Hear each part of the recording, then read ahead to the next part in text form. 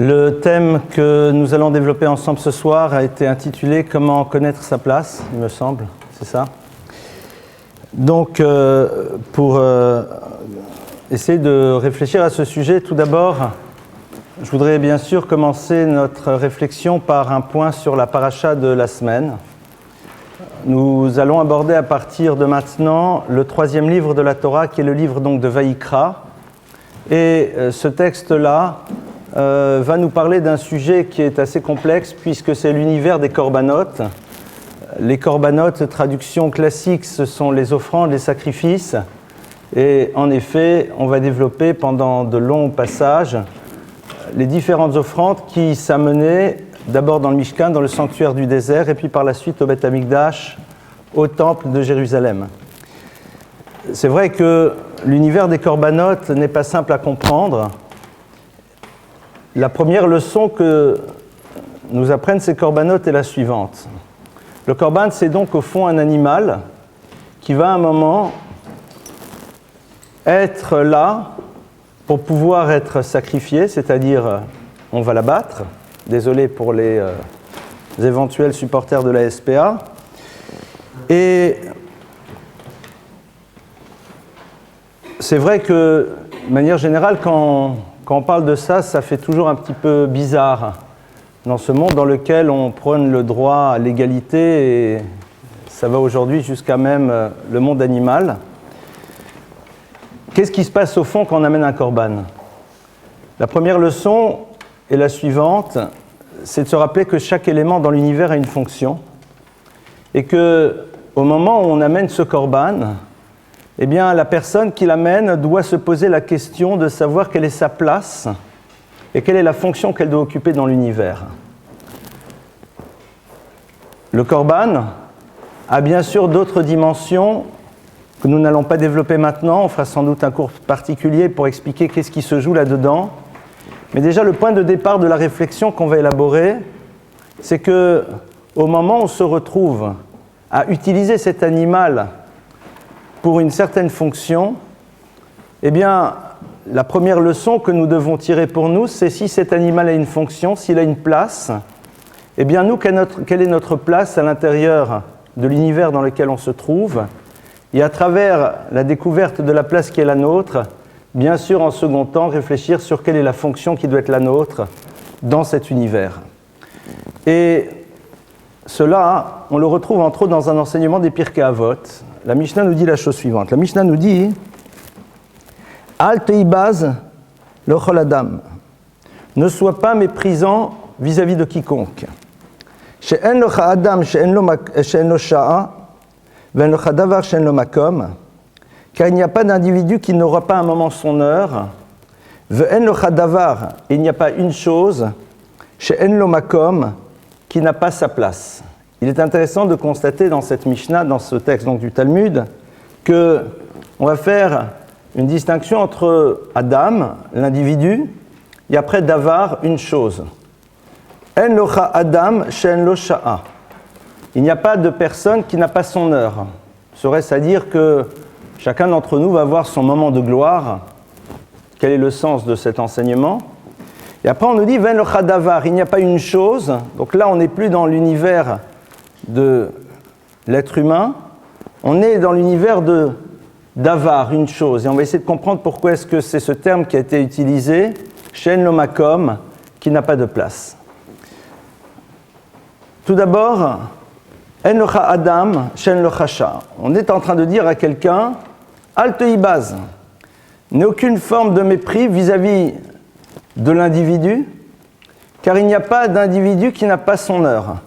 Alors est-ce que c'est ici une forme de conseil que l'on donne aux gens ? Méfie-toi, même cette personne qui pour l'instant pourrait être méprisée, risque un jour elle d'avoir son heure, éventuellement de te rendre la monnaie de ta pièce.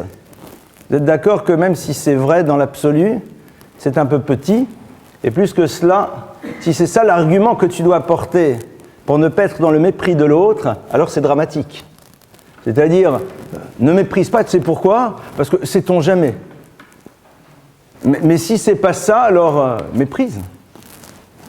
Mishnah a priori curieuse. Et deuxièmement, en locha davar, il n'y a pas une chose chez en lo makom qui n'a pas sa place. Quel est le rapport? À la limite, sur la première partie, on peut la comprendre.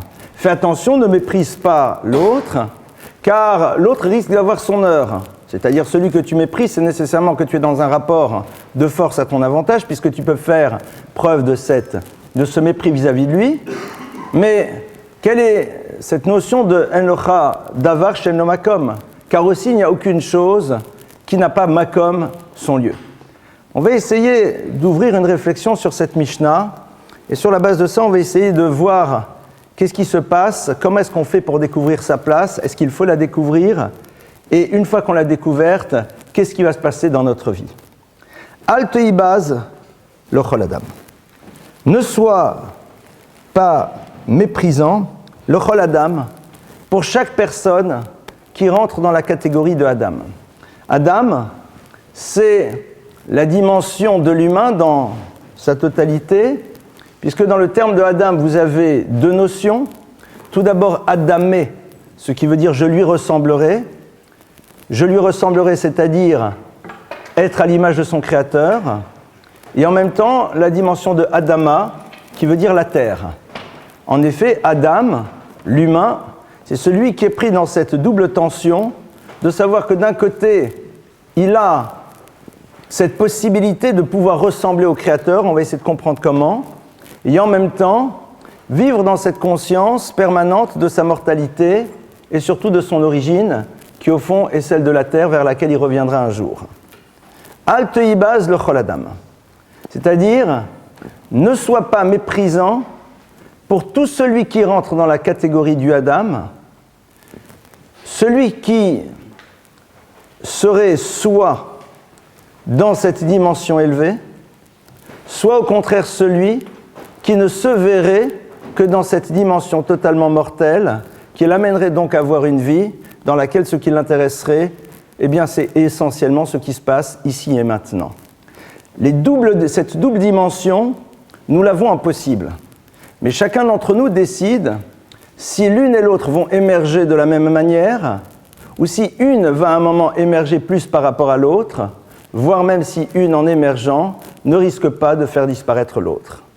La Torah nous demande de faire exister les deux dimensions à l'intérieur de notre vie, c'est-à-dire de se rappeler en permanence cette capacité que nous avons d'être à l'image du Créateur de l'univers, c'est-à-dire nous-mêmes devenir créateurs de ce que nous seuls pouvons créer à travers notre dimension unique et particulière, et en même temps, ne pas, sur la base de cela, acquérir une forme d'orgueil, parce que se sachant être unique, on pourrait regarder peut-être l'autre avec suffisance, surtout si lui n'a pas voulu être créateur de quoi que ce soit, et on nous rappelle au même moment, pardonnez-moi, qu'il y a quand même une dimension de finitude qui est chez nous. Donc, Al teibaz lo chol adam, fais attention de ne pas être dans le mépris de tout celui qui rentre dans le Adam, quelle que soit la partie de ce Adam qu'il ait décidé de faire exister à l'intérieur de lui. Pourquoi? Chez en locha Adam, chez en locha. Car sache que de toute façon, il y a pour chacun d'entre nous dans la vie des rendez-vous. Et ces rendez-vous sont des moments dans lesquels nous nous reposons la question de savoir quel type de Adam nous sommes. Est-ce que nous sommes juste le Adam Adama, c'est-à-dire cet humain qui ne s'inscrit que dans la dimension complètement matérielle de son existence? Est-ce que nous sommes celui qui est Adamé, qui veut être créateur, mais qui, dans son désir de créer, donc dans cette conscience de sa dimension particulière et unique, peut acquérir une certaine forme d'orgueil? Et donc, même s'il crée, mais si cette création est génératrice d'orgueil, eh bien, au fond, cette création n'a pas sa raison d'être. En locha Adam, chez en locha. Sache que tu ne peux regarder avec mépris même celui qui a décidé à un moment de mettre de côté une partie de lui-même, car chaque être humain a dans l'existence un moment particulier dans lequel on lui propose de repenser quel type de Adam il est. Soit ce Adam Adama, soit ce Adam Adamé, mais qui peut l'amener à une certaine forme d'orgueil. Juste, je fais une parenthèse. Vous savez que celui qui a créé, même si le terme est celui qui va permettre de faire émerger, je préfère cela, l'univers de la chassidoute, c'est-à-dire cet univers nouveau dans la manière de servir le créateur de l'univers c'est le Baal Shem Tov. La Chassidoute, c'était une manière différente de s'inscrire dans l'univers de la Torah, dans lequel on va faire émerger beaucoup plus les dimensions mystiques et les dimensions de joie. Eh bien, lorsque le Baal Shem Tov va quitter ce monde, il a été maître, il a été référence, il va créer un bouleversement extrêmement positif dans le peuple juif. Ses élèves vont lui dire, mais qui avons-nous, vers qui on va pouvoir se tourner pour trouver un maître à nouveau? Qui va être notre maître? Et le Baal Shem Tov leur a dit, vous allez vous tourner vers tous ceux qui sont autour de vous, ces grands, et puis vous allez leur demander conseil sur comment fait-on pour se battre contre l'orgueil. Et c'est celui qui vous dira « je ne sais pas », celui-là sera votre maître. Et en effet, l'histoire continue. Ils vont se tourner vers un certain nombre de références et leur demanderont « mais comment fait-on pour combattre l'orgueil ?» Et chacun d'entre eux leur donnera des définitions, tentera un certain nombre d'explications. Et puis un de ces maîtres qui sera donc le successeur, qui sera choisi par les élèves, eh bien dira « eh bien, mes chers amis, votre question est énorme, je ne sais pas. » Et ce « je ne sais pas » est l'expression de la conscience de la gravité de cet orgueil qui peut amener l'individu qui, même s'il est créateur, à aller exactement à l'encontre de ce que Dieu attend de lui, c'est-à-dire d'être un Adam Shalem, d'être un individu Shalem complet. Cette absence de réponse révèle la conscience aiguë de la difficulté de la chose et donc, à partir de cela, montre que l'on est face au Adam dans sa pleine dimension. Ça, c'est donc le début de cette Mishnah. Lorsque l'on nous dit cela, on nous renvoie donc, avant de penser l'univers de notre place, à savoir d'abord occuper cette dimension qui est celle du Adam qui nous constitue. C'est une invitation que nos maîtres nous font à, avant de découvrir notre spécificité, de savoir quel serait le danger de la découverte de celle-ci si au même moment on ne développe pas cette dimension d'humilité qui nous permettra d'être le Adam Shalem, l'homme dans sa dimension de plénitude, qui est capable, tout en connaissant sa génialité, de comprendre qu'il a un rôle et une fonction à remplir dans l'univers. Seconde dimension, Ve'en lo chadavar she'en lo makom. Il n'y a pas de davar, de chose, she'en lo makom, qui n'a pas sa place. Alors ici, le terme de davar est curieux parce que davar vient de la racine le daber, dibour, c'est une parole. On aurait pu utiliser un autre terme pour parler d'une chose. Or là,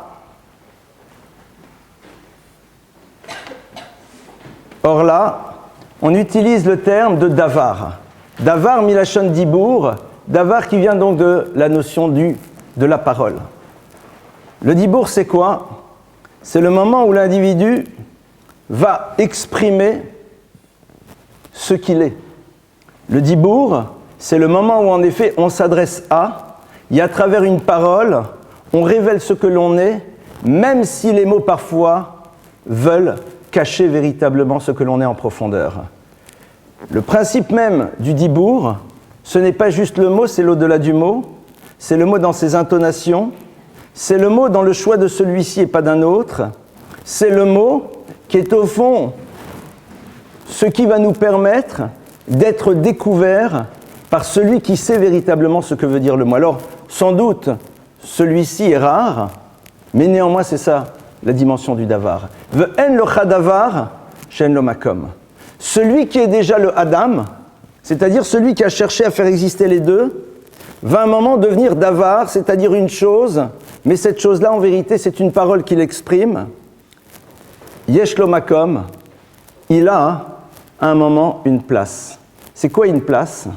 C'est se rappeler que il va falloir maintenant occuper un lieu et décider dans ce lieu de faire profondément exister tout ce qu'on peut y mettre. Et ça aussi, c'est une chose qu'Hachem nous propose. C'est-à-dire que même celui qui est arrivé dans cette capacité, qui a cette capacité de devenir Adam, mais que tu arriverais à percevoir comme étant celui qui n'est pas dans la plénitude de ce qu'il devrait être à travers sa parole, n'est pas un quelconque mépris vis-à-vis de lui, parce qu'à un moment, il se retrouvera dans un lieu, et dans ce lieu-là, eh bien, Dieu lui fera de nouveau une proposition de donner la plénitude de lui-même, et c'est là où il se rendra compte qu'il a un rôle à jouer dans l'histoire comme l'autre, et ceci l'empêchera de tomber à nouveau dans cet orgueil dont on vient de parler. Makom, un lieu. C'est quoi au fond un lieu?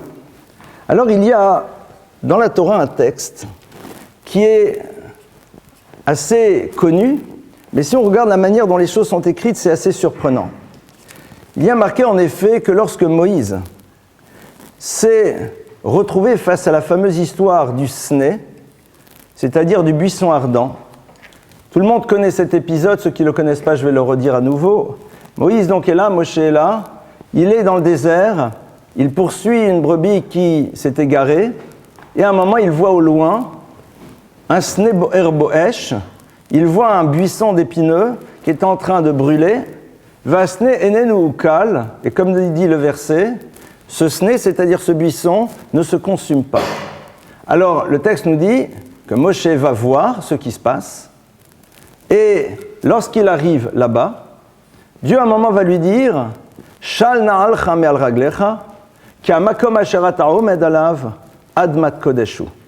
Shal na'alcha me'al raglecha, enlève les chaussures qui sont sur ton pied, ki hamakom asher ata omed alav, car le lieu sur lequel tu te tiens debout, admat kodeshu, c'est un lieu saint. Alors serait-ce à dire qu'il faudrait se déchausser parce qu'on est dans un lieu saint? On voit bien qu'on est dans la synagogue et on se balade avec nos chaussures. Donc qu'est-ce qui se passe ici? Quel est cet ordre divin qui lui est donné? Et puis en même temps, même la construction du verset est un peu curieuse. Il va lui dire Shal na'alcha me'al raglecha, enlève tes chaussures de tes pieds. Moi, si vous me demandez d'enlever mes chaussures, eh bien, je les enlève et j'ai pas besoin de réfléchir où sont mes chaussures, je suis au courant qu'elles sont sur mes pieds.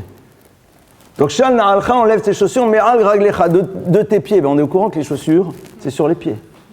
Ki hamakom asher ata omed alav, car l'endroit sur lequel tu te tiens debout, admat kodeshu, c'est une terre sainte. Les distingués hébraïsants de la salle me diront qu'on aurait pu faire beaucoup plus simple au niveau grammatical, et le verset aurait pu dire Ki hamakom azé, car ce lieu-là, admat kodeshu, c'est un lieu saint. Et on comprend que ce lieu, c'est le lieu sur lequel tu te trouves. Car la terre, asher ata omed, sur laquelle tu te tiens debout, il n'est pas genouillé.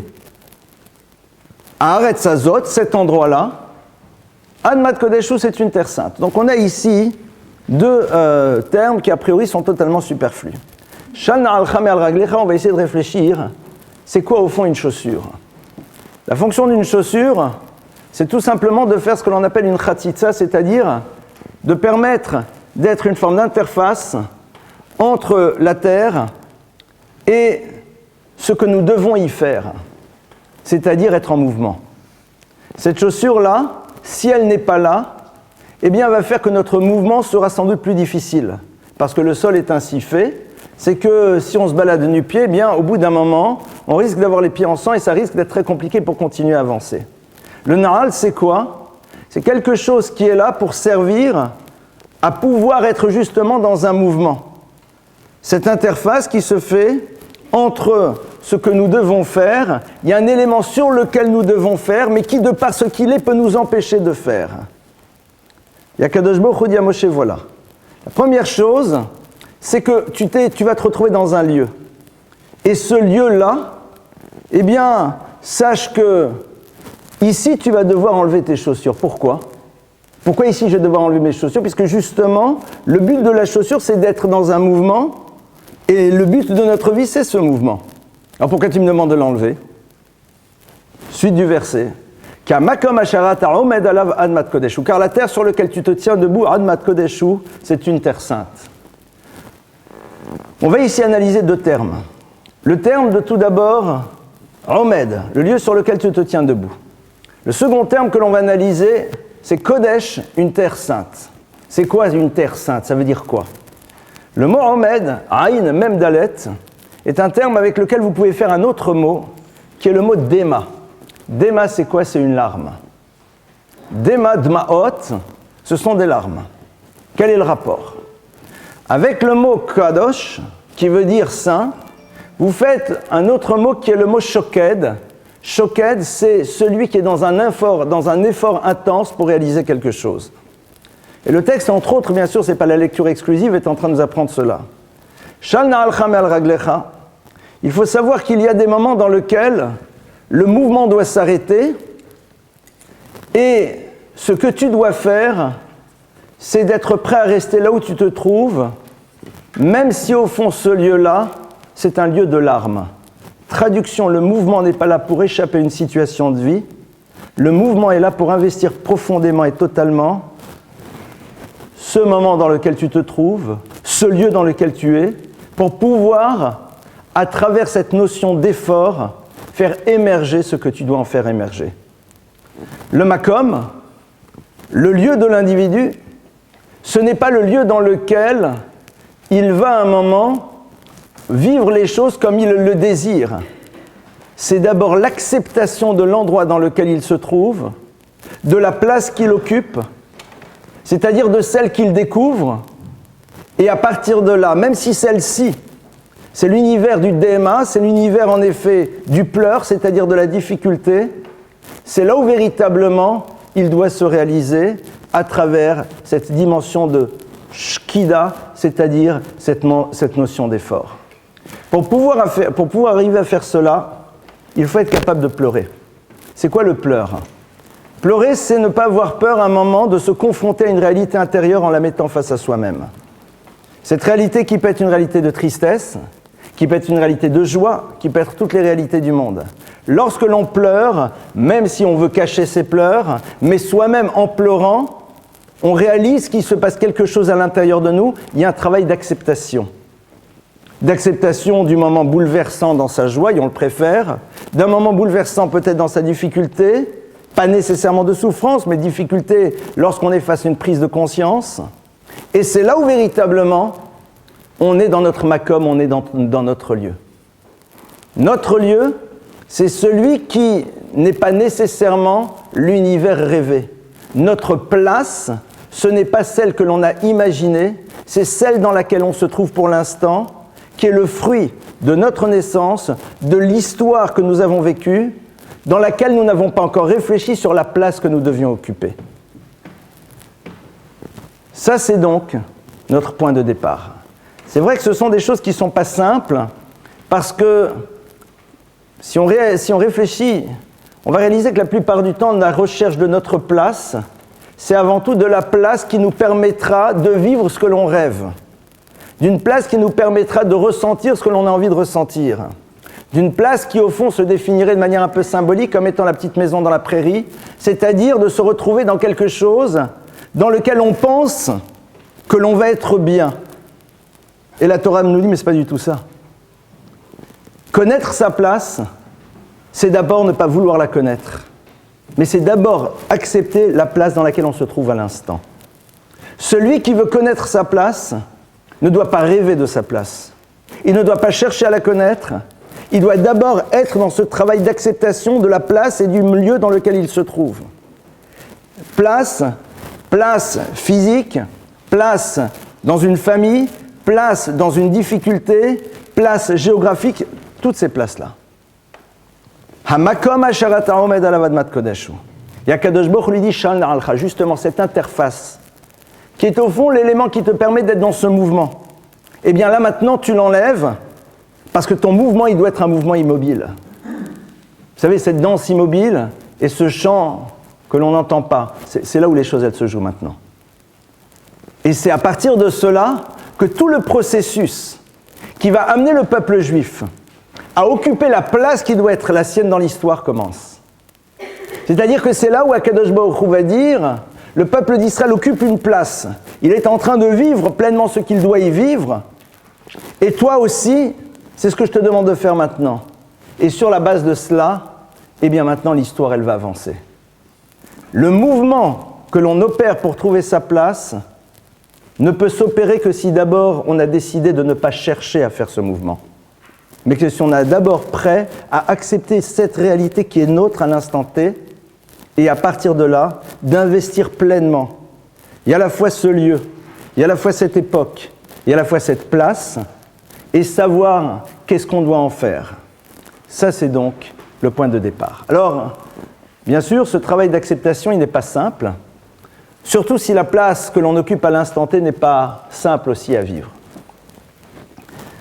Alors, à quoi ça sert ? Ça sert à quoi ? Et c'est là où, en effet, on rentre dans une notion qui est fondamentale dans la tradition juive, qui est celle de la Hashgacha Pratit, c'est-à-dire de savoir que le créateur de l'univers est celui qui s'occupe de chacun d'entre nous de manière individuelle. Et s'occuper de nous de manière individuelle ne veut pas dire nécessairement répondre tout de suite à tous les désirs qui sont les nôtres. Et que donc la place qui est nôtre, pour l'instant, eh bien, c'est une place dans laquelle Hachem nous a donné la liberté d'être et que nous avons décidé maintenant d'occuper pour en faire ressortir tout ce qu'elle doit nous apporter pour justement peut-être par la suite ne pas être dans une place dans laquelle nous risquerons de souffrir. Tout le travail au fond de la vie de quelqu'un, c'est très tôt, c'est-à-dire dès le moment où il prend conscience de sa dimension particulière, d'occuper pleinement la place qui est la sienne, de ne pas être dans le rêve de ce qui se passera ailleurs, pour justement faire en telle sorte que cet ailleurs soit l'ailleurs dans lequel il va pouvoir s'exprimer à nouveau de manière optimale. Les mouvements de vie qui font que l'on change de place n'existent que parce que d'abord on n'a pas cherché à changer de place, on a cherché à occuper pleinement celle dans laquelle on se trouvait, et c'est ça qui va nous permettre par la suite de nous retrouver ailleurs. On peut le regarder de manière très intéressante, sur des exemples qui vont vous paraître peut-être un peu banals, j'en conviens, mais qui, d'une certaine manière, sont de l'ultra concret. Regardez un enfant qui va à l'école. L'école, c'est, on va dire, son buisson ardent à lui, plutôt buisson parce que, avec des épines, c'est un lieu, c'est un univers, c'est un moment de vie. Est-ce qu'on est dans le rêve des vacances? Est-ce qu'on est dans le rêve des études? Est-ce qu'on est dans le rêve des post-études? Ou est-ce qu'on décide qu'au fond, là où on se trouve, maintenant il y a quelque chose à faire exister? Vous constaterez que les véritables réussites d'existence se retrouvent chez ceux qui justement n'ont pas voulu être dans leur rêve pour pouvoir occuper pleinement la place qui était la leur à un moment T. Et c'est ça qui les amène vers des lieux dans lesquels beaucoup d'autres ont rêvé, mais dans lesquels ils ne se trouvent pas. C'est, au passage, dans l'univers du moussar, c'est-à-dire dans l'univers du travail sur soi et de l'éthique, un élément fondamental, puisque on nous apprend que pour pouvoir justement être dans un mouvement de vie, il faut être dans une forme de lenteur, parce que la lenteur nous permet de savoir occuper pleinement le cadre dans lequel nous nous trouvons maintenant. Parce que la rapidité fait que ce que nous devions prendre ne peut pas être pris. Et si nous prenons quelque chose, nous le prenons de manière imparfaite, et donc à ce moment-là, nous rentrons dans une recherche permanente, mais où est ma place? Parce qu'au début de l'histoire, on n'a pas d'abord voulu l'occuper pleinement. On peut décider de commencer son histoire maintenant. C'est-à-dire chacun d'entre nous a cette liberté d'occuper sa place et véritablement de ne pas vouloir se retrouver tout de suite ailleurs. Il y a un texte dans le Talmud, dans le traité de Sanhédrin, qui est passionnant et qui nous dit la chose suivante.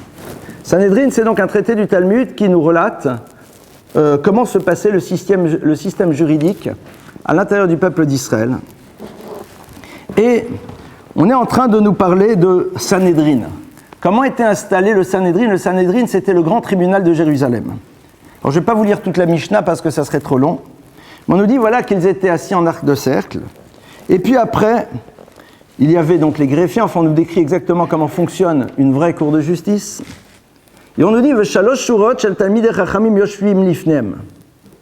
Et il y avait 3 rangées de sages. Et vous savez que dans la tradition juive, dans les textes du Talmud, un sage ne s'appelle pas un sage. Il s'appelle Talmid Chacham, un élève qui est un peu plus sage que les autres. C'est-à-dire quelqu'un qui sait qu'il est toujours élève d'eux, donc qui connaît sa place. Kol echad ve'echad makir et mekomo. Et le texte nous dit clairement, et chacun d'entre eux makir et mekomo, il connaît sa place. Et qu'est-ce qu'on nous dit? Après, eh bien, il y avait une première rangée, une seconde rangée, une troisième rangée. La Gemara va nous décrire exactement comment ça s'organise. Kol echad ve'echad makir et mekomo. Il n'y avait pas d'hôtesse pour placer les gens. Il n'y avait pas de petits cartons sur lesquels on disait vous êtes assis ici ou là. Kol echad ve'echad makir et mekomo. Le Talmid Chacham, celui qui justement sait que même s'il possède une sagesse, il est toujours l'élève de quelqu'un, alors il est makir et mekomo. Le hakir, c'est un terme très particulier.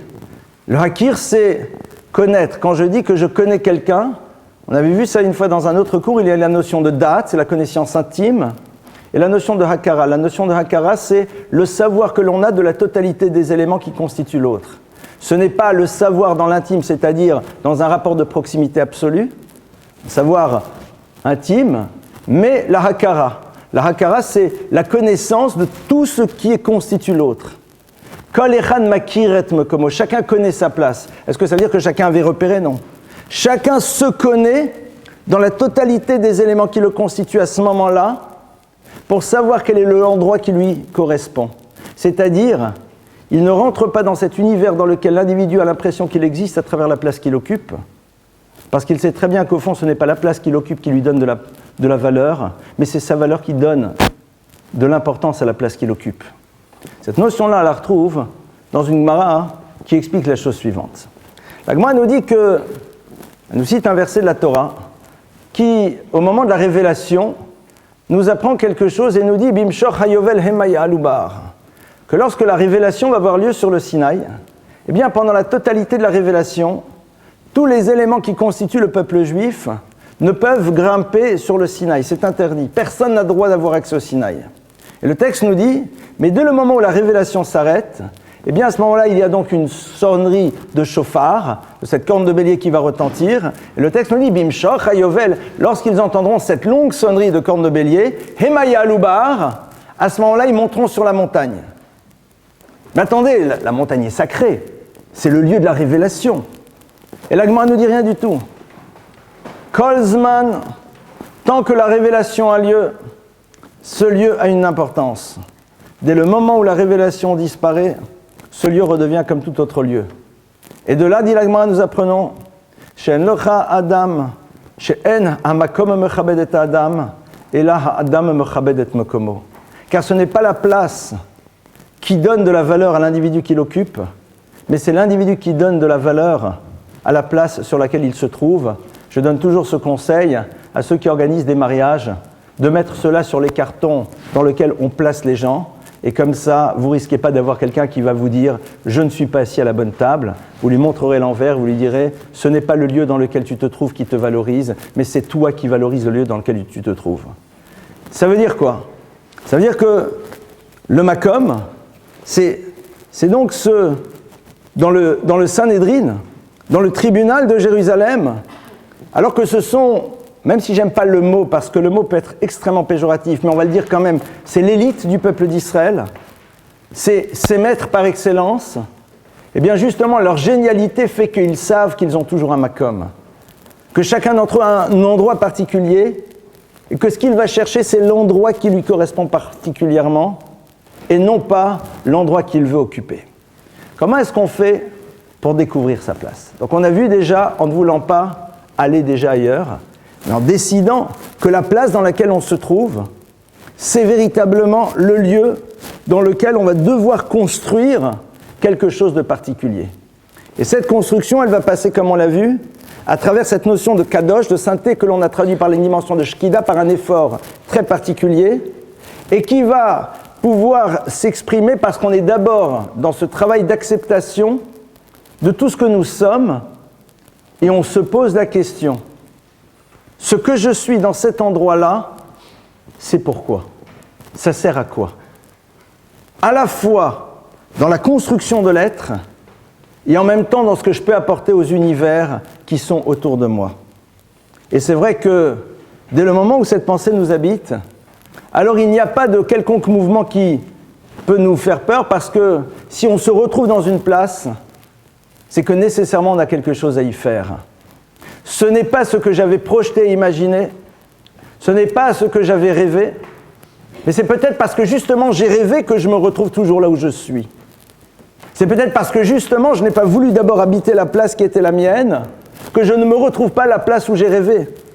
Parce que pour pouvoir y accéder, il fallait d'abord ne pas vouloir justement quitter le lieu dans lequel on se trouve, mais en tirer la quintessence de ce qu'il pouvait nous amener au niveau de notre construction personnelle.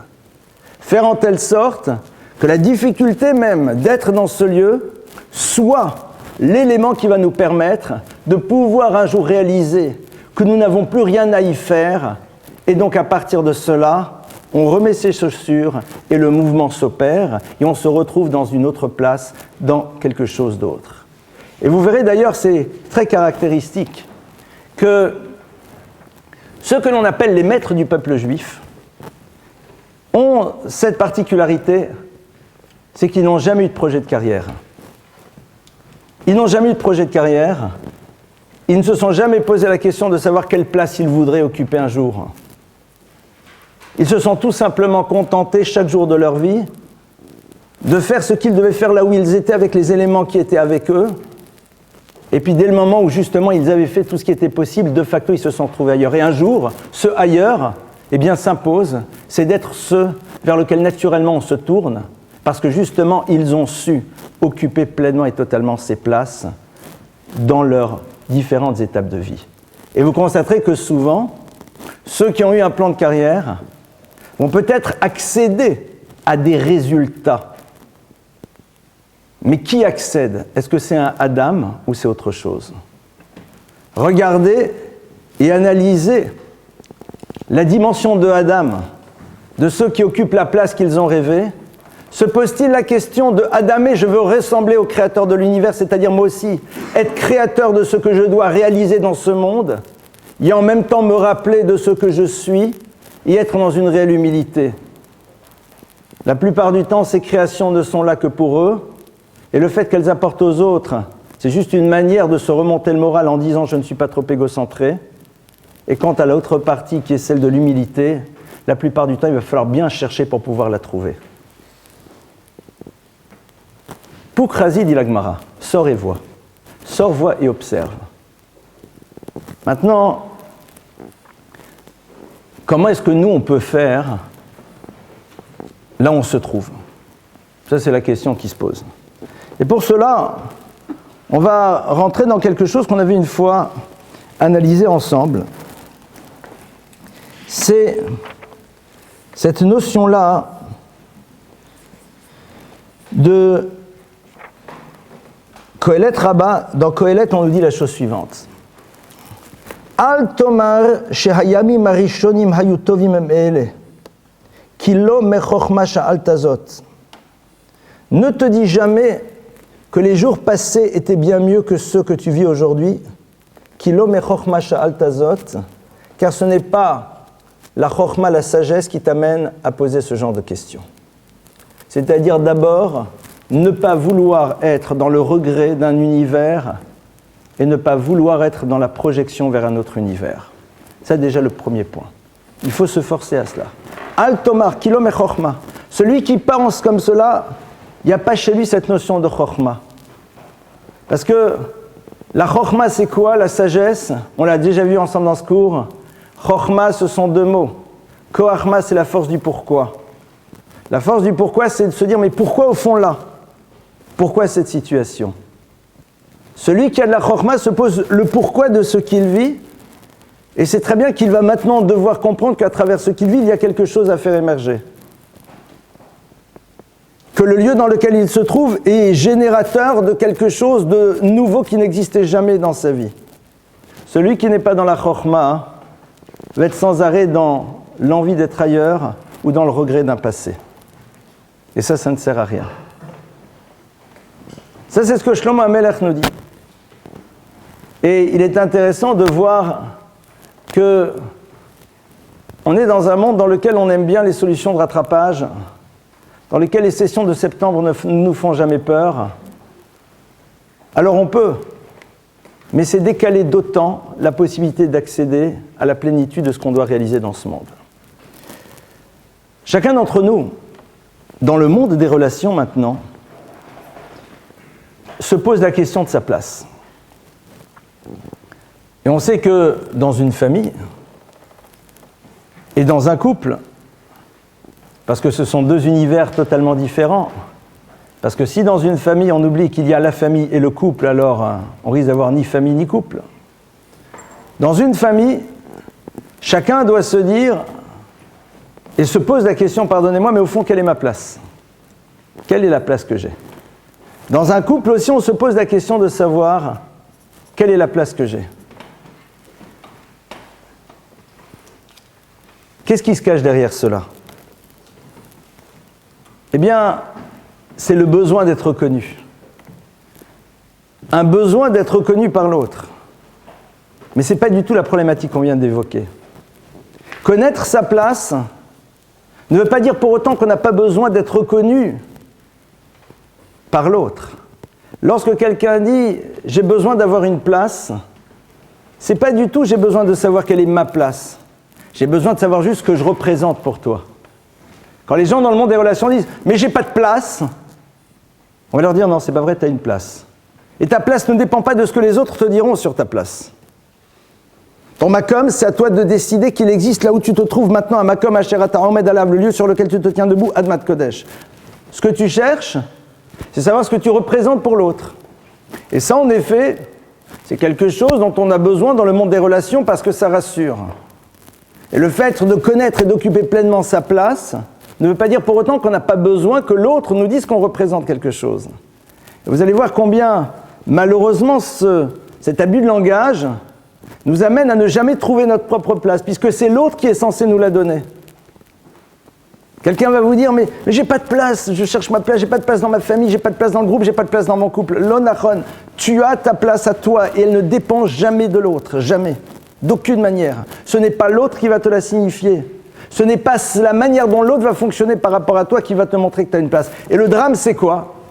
C'est quand l'autre nous dit qu'on a une place, et que l'on pense que l'on a une place parce que l'autre justement nous donne de l'importance, et dans ce cas-là, on ne trouve jamais notre place.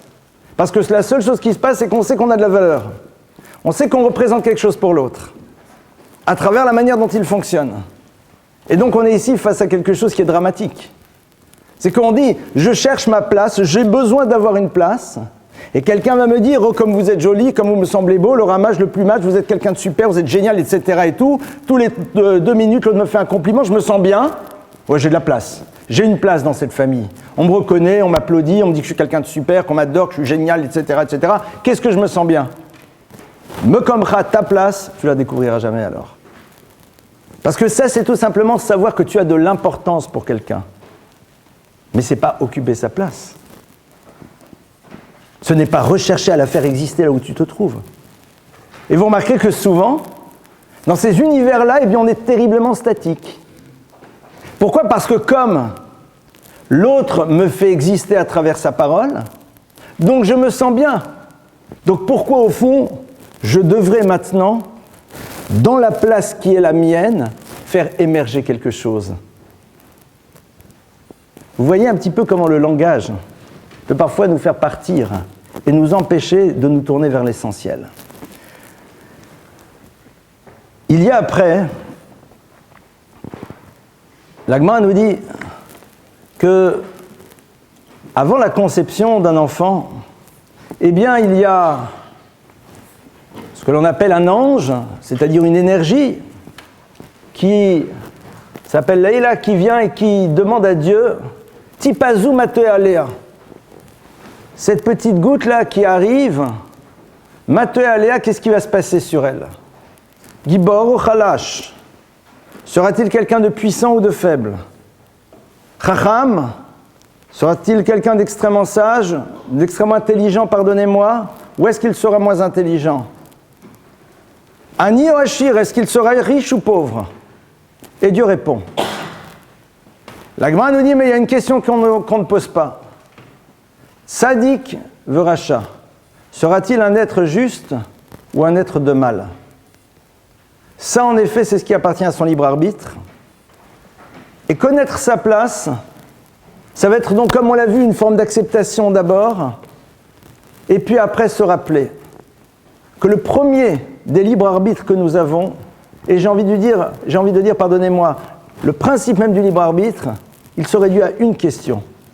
Keitzad ani mishtamesh bitrunotai. Comment et de quelle manière je veux utiliser ma dimension particulière et géniale? Comment et de quelle manière je vais utiliser les choses? Ça, c'est le libre arbitre que l'on a et qui va faire que on va occuper une place. Mais était-ce véritablement celle qu'on devait occuper? Est-ce que véritablement, lorsqu'on a pris conscience que l'on était dans un lieu, que l'on était dans une situation, que l'on était dans une particularité qui est la nôtre, tous ces éléments-là ont été mis à ma disposition autant que mes potentiels. Chacun d'entre nous doit se le dire. Maintenant, qu'est-ce que je fais? Et quelqu'un va dire que sa place, eh bien, va l'amener sans arrêt à se lamenter sur son sort. Et c'est la raison pour laquelle, si on veut savoir si on était capable de faire l'analyse comme il faut, eh bien, on n'a qu'à s'observer si on est capable à un moment de passer à autre chose, parce qu'on a totalement rempli le lieu dans lequel on devait être. Si notre place, c'est un lieu qui nous enferme, si notre place, c'est un lieu dans lequel l'univers du mouvement n'est pas présent, alors on a décidé au fond de rester là où on se trouve et de ne pas rentrer dans une dynamique. Et cette dynamique, ce n'est pas un choix, j'ai envie de dire, c'est presque un constat que l'on va faire.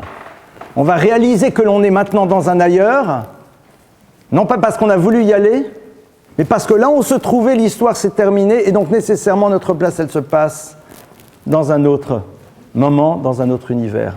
C'est un constat. À un moment, on réalise bien que ça y est, le trou, puisqu'on va prendre ce symbole, dans lequel on se trouvait, eh bien, ça y est, nous l'avons totalement comblé, c'est-à-dire nous avons fait émerger tout ce qu'on pouvait mettre en place ici. Et donc, naturellement, notre place, elle se situe ailleurs.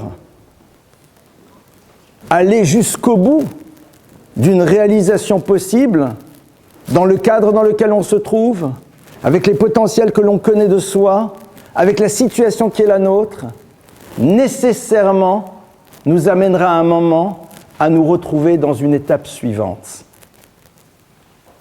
Il y a un midrash, il y a une Gemara dans Shabbat qui est très très intéressante. Je vais essayer de vous la citer dans le texte. Si le texte se trouve ici, je le retrouve tout de suite.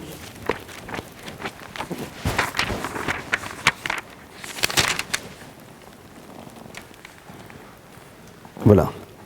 La Gemara nous dit comme ça, c'est dans le traité Shabbat. Vaïtiatsevu betartitar, ils se sont mis debout sous la montagne. C'est le moment de la révélation. Amar Avdimi Bachama Bachasa.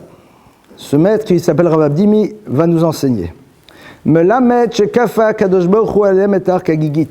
De là, nous apprenons que Dieu a mis sur la tête des enfants d'Israël une montagne, kagigit comme un tonneau. Vamar lahem, et il leur dit.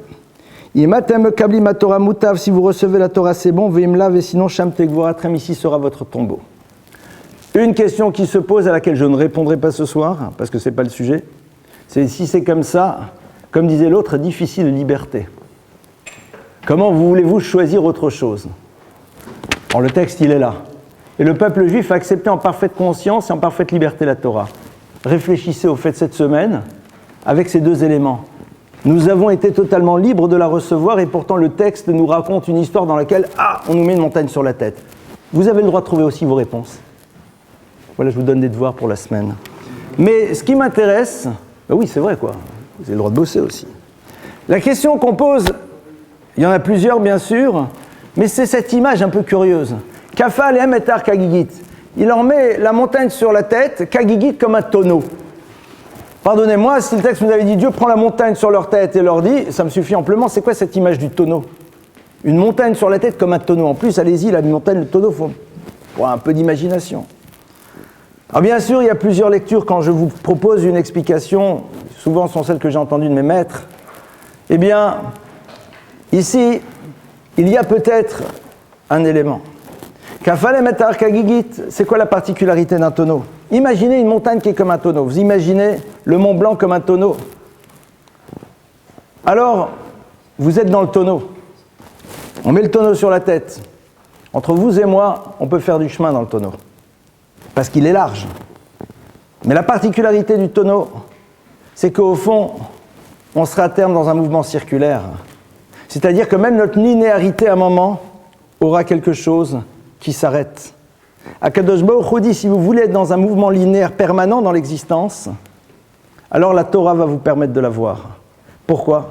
Parce que la Torah, justement, elle commence son histoire au moment où Dieu dit à Moshe « Ki hamakom asher ata omed alav admat kodeshu » car le lieu sur lequel tu te trouves maintenant, c'est-à-dire sur lequel tu te tiens debout, on a vu que le mot tenir debout, c'est aussi Dema, c'est-à-dire cette acceptation que c'est pour l'instant dans cette réalité que tu dois être présente et que tu n'as pas peur de t'y confronter. Et tu es Omed, tu te tiens debout, tu ne t'écroules pas.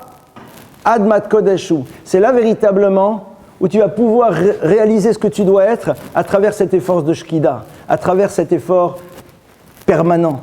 C'est ce que la Torah nous propose de manière constante. Bien sûr, c'est pas si simple, surtout dans un univers dans lequel la proposition du mouvement n'est là que pour atteindre un rêve, qui une fois lorsqu'il est atteint ou qu'on a l'impression qu'on l'atteint parce qu'on nous a dit que c'était ça au fond le vrai rêve, eh bien, on nous demande juste de faire en telle sorte que d'entretenir et de rester bien dans le cadre dans lequel on se trouve. Et je vais vous donner un exemple tout bête. Un couple se marie. Ils ont un enfant. Ils en ont un second. Stop. Mais une fois que le deuxième a commencé à grandir, ton potentiel de donner la vie, il est toujours là. Alors pourquoi il n'existe plus? C'est juste la question qu'on doit se poser. La Torah ne met pas de côté l'univers de la contraception, je vous rassure tout de suite. La Torah intègre dans l'univers du couple aussi l'équilibre du couple, le corps, la femme, son psychisme, l'homme, etc. Tout, on intègre tout. Mais la Torah te dit, mais au fond, pourquoi pas? Et explique-moi pourquoi pas. Ah, tu n'as pas fini véritablement. C'est pas vrai. Quand tu as fini de mettre en place ce qui est nécessaire pour ce bout de chou, c'est-à-dire quand il commence maintenant à se développer, tu n'as pas d'énergie pour qu'un autre arrive? Pose-toi la question. Sauf dans un monde dans lequel, eh bien, l'objectif de cet enfant, c'est avant tout moi-même, c'est-à-dire de renforcer mon image narcissique, ou alors, certains psychanalystes pourraient le dire, pour mettre de côté nos angoisses de mort. Rappelez-vous de la chanson de Balavoine, quoi, n'est-ce pas? Mon fils, c'est-à-dire, pour s'extraire de nos angoisses de mort, alors il faut qu'il soit là, quoi. Peut-être, ou alors non.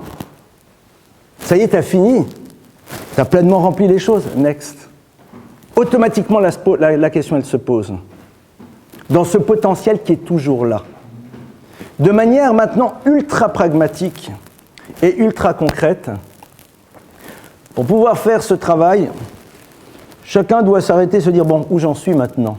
Pas dans un bilan rastratisant et angoissant de l'existence. Ça sert à rien. Ça sert à rien. Faire le bilan, super, next. Combien de temps tu vas passer après et combien de boîtes de Kleenex tu vas acheter? Et si c'est dans l'autre sens, eh ben, tu vas te sentir tellement bien qu'il n'y a plus de raison d'être dans le mouvement. Tu vas dire, voilà, maintenant, à cet instant de vie, je suis où, je suis quoi, c'est quoi mes potentiels, c'est quoi les éléments dont je dispose, c'est quoi le lieu dans lequel je suis. Et à partir de cela, se dire, moi, alors avec tout ça, on fait quoi? Habechira Rishona, on a vu le premier choix, c'est quoi? Comment l'individu, comme dira Volbev, a décidé d'utiliser la totalité des éléments qui le constituent à un moment T dans l'histoire, dans le lieu dans lequel il se trouve.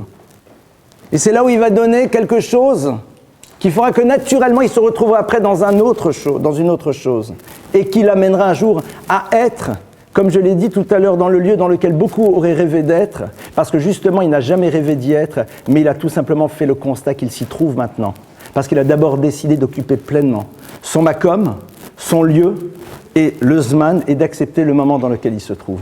Ça, c'est quelque chose qu'on peut faire dès maintenant. On peut le faire dès ce soir, on peut le faire demain matin aussi. Ça exige bien sûr un minimum de savoir sur les potentialités qui sont les nôtres. Ça exige bien sûr un travail d'acceptation qui n'est pas du tout une problématique de résignation, mais tout simplement une autre lecture des situations que l'on vit et des cadres dans lesquels on se trouve. Voilà la proposition que la Torah nous fait. Comme vous le voyez, elle est passionnante. À nous de savoir si tout simplement on a envie d'y répondre. À vous les questions. Oui.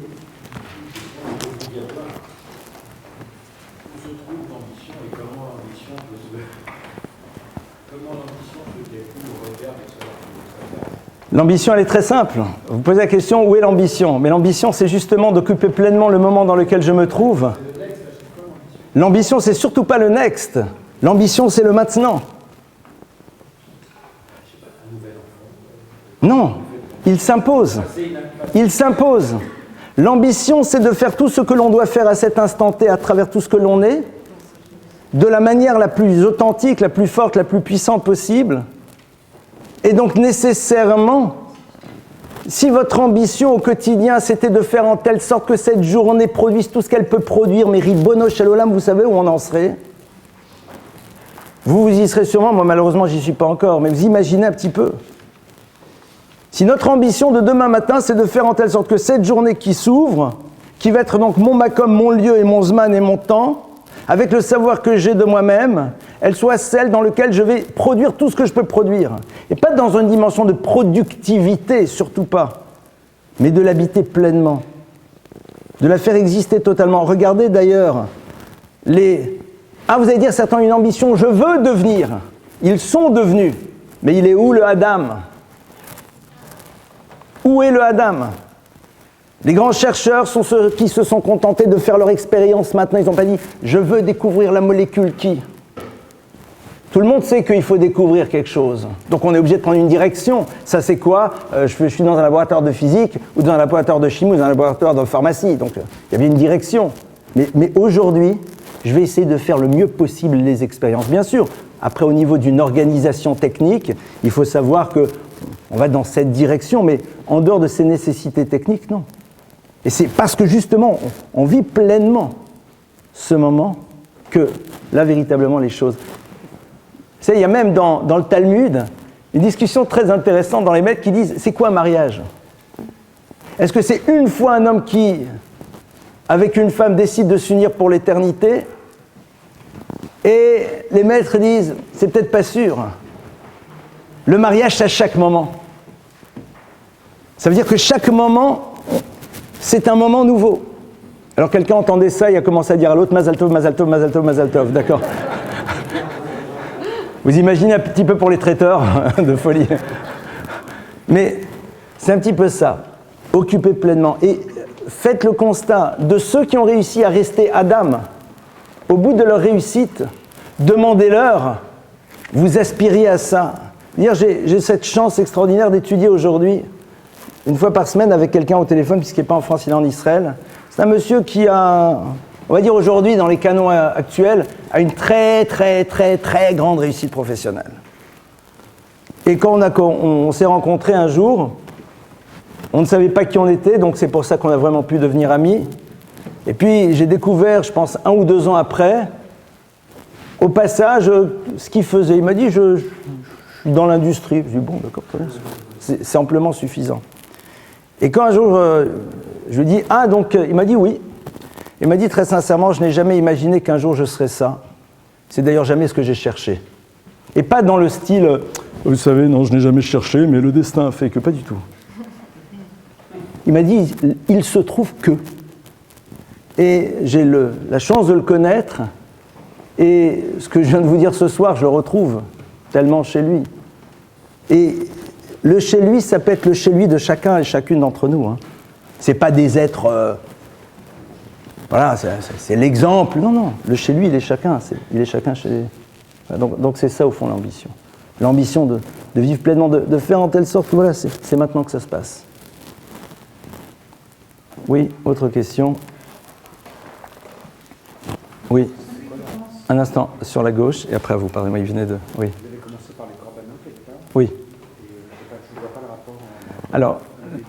Alors, merci de poser la question. J'ai commencé par parler d'abord des offrandes. Donc, quel est le rapport? C'était juste pour... Parce que j'aime bien trouver une thématique qui est le point de départ de notre réflexion. Le korban, c'est quoi? C'est un animal qui a une fonction.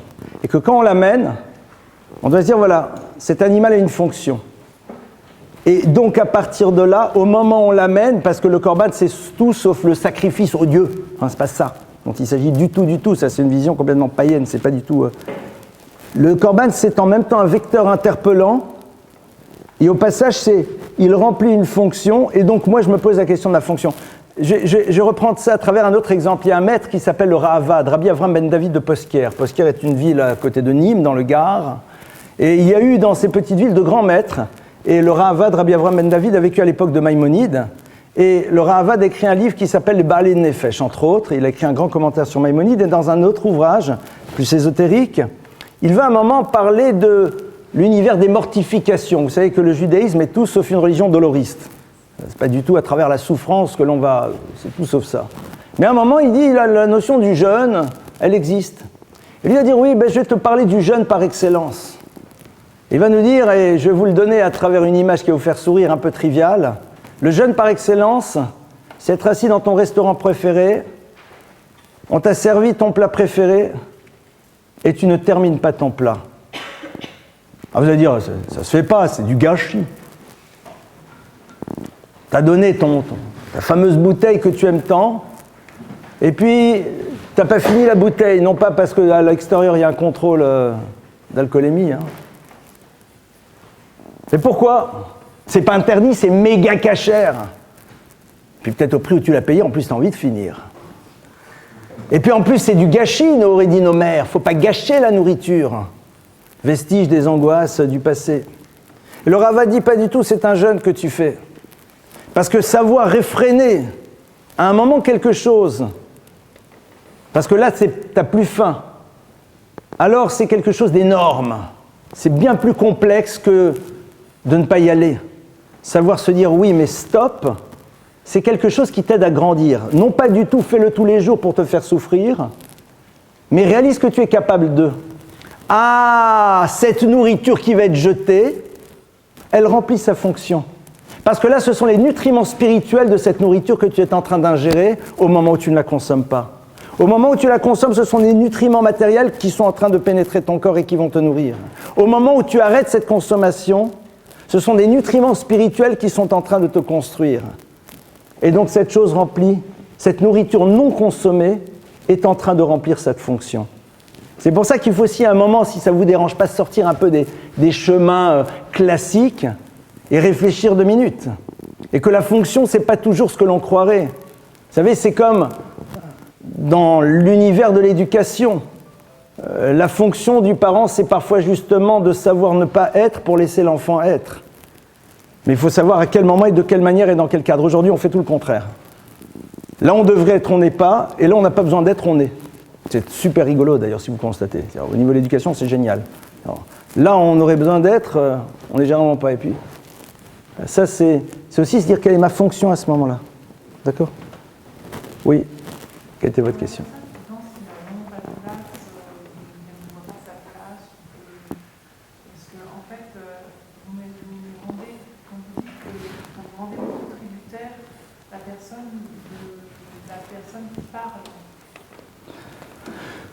La personne, je la rends tributaire d'elle-même, et exclusivement d'elle-même. Et j'ai fait cette distinction tout à l'heure entre quelle est ma place, traduction, qu'est-ce que je représente pour les autres, et là c'est fondamental, dans l'univers de la famille et du couple, dans l'univers de l'amitié, à travers l'investissement que l'autre a vis-à-vis de nous, à travers l'écoute qu'il a vis-à-vis de nous, à travers les efforts qu'il fait vis-à-vis de nous, sur des choses qui sont importantes pour nous et pas pour lui nécessairement. C'est la meilleure manière de montrer à quelqu'un qu'il existe, c'est justement en faisant des efforts sur des choses qui pour nous ne nous semblent pas nécessaires et qui, pour des raisons qui nous seront toujours obscures, incompréhensibles, pour l'autre est important. N'oublie pas de me ramener un sac, enfin, un truc débile, quoi. Tu le ramènes, quoi. Ça, c'est la place dont on a... Qu'est-ce que je représente ?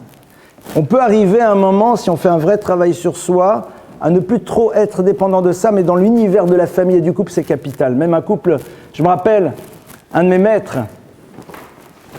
rescapés d'Auschwitz, etc., de ceux qui, après Auschwitz, ont décidé que s'ils étaient là, c'est qu'ils avaient une responsabilité dans l'histoire, c'est de faire continuer l'histoire. Eh bien, je me rappelle, quand il a fiancé son fils, lui-même était déjà assez âgé, il a perdu toute sa famille avant la Shoah, donc il s'est remarié après et tout. Je me rappelle, on était chez lui, et puis sa femme, la Rebbetzin, était là, et puis elle nous amenait des gâteaux, et puis le Rav disait, vous avez vu comment ils sont bons, ces gâteaux ? Attends, ça fait 50 ans, 40 ans que vous êtes mariés, c'est bon. Ça va. Non. Ça, c'est là-dessus, il y a... Et souvent, on regarde ça avec un peu de condescendance, parce qu'on se dit, non, on est au-dessus de ça. C'est vrai. C'est la raison pour laquelle on valide aujourd'hui tous les échecs en disant qu'au fond, ça fait partie des choses de la vie. C'est pas comme ça que la Torah voit les choses. Et après, ma place, celle qui n'est pas donc qu'est-ce que je représente, elle dépend avant tout du regard que je décide moi-même de porter sur les choses. Et jamais de la parole de l'autre. La parole de l'autre, c'est celle du parent qui va m'aider à savoir comment on découvre son potentiel et sa particularité, et comment on occupe le moment dans lequel on se trouve. C'est ça l'éducation. Et qui va me dire, arrête de rêver sur demain, mais d'abord fais exister l'instant, pleinement, totalement, dans une forme de carpe diem spirituel. À la seule différence que celui-là produira, alors que l'autre, la plupart du temps, nous figera. Voilà, c'est un petit peu comme ça, en tout cas, que la Torah nous propose de voir les choses. Autre question? Bon, écoutez, plus d'autres questions, très bien. Donc moi, je vous souhaite Shavua Tov.